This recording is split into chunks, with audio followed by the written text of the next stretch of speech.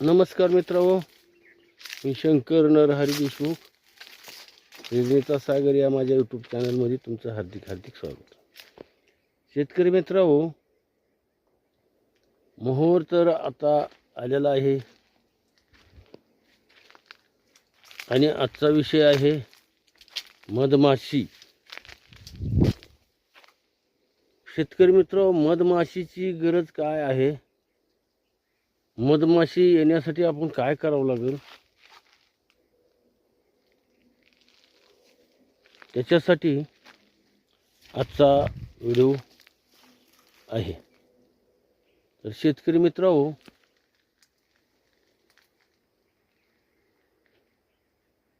जास्त मोठा व्हिडिओ करण्यापेक्षा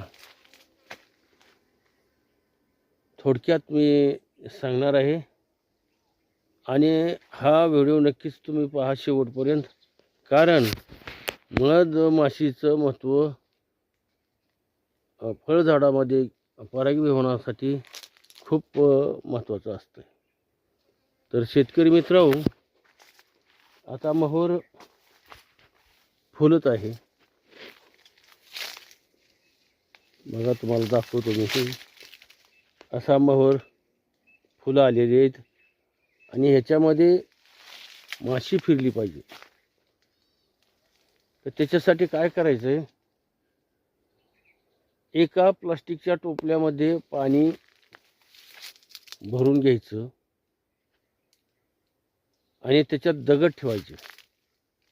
नीट व्यवस्थितशीर ऐका. त्या दगडावर बसून माशा पाणी पितील आणि त्या माशा पाण्यात बुडणार नाहीत किंवा मरणार नाहीत. आणि त्याच्याच जवळ एका सुतळीच्या पोत्याला गूळ लावायचा आणि ती गुळाचं पाणी किंवा ती गूळ लावलेलं सुतळीचं पोतं त्याच्या शेजारी जवळच ठेवायचं. म्हणजे त्या गुळामुळं मधमाशी इथं येईल आणि एक मधमाशी आली की ती दुसऱ्याला घेऊन येत असते. आणि सुरुवातीला माशा कमीच येत असतात. एकदा त्यांना माहीत झालं इथं गुळ आहे आपल्याला आणि परागही आहेत, त्याच्यामुळं मधमाशा येऊन परागीभवन होतं. त्याच्यानंतर पुन्हा नाहीच मधमाशा जर आल्या तर त्याच्यावर आपण दुसरा पर्याय काढू. तर आजचा विषय एवढाच होता. आज आपण इथेच थांबू. थँक्यू.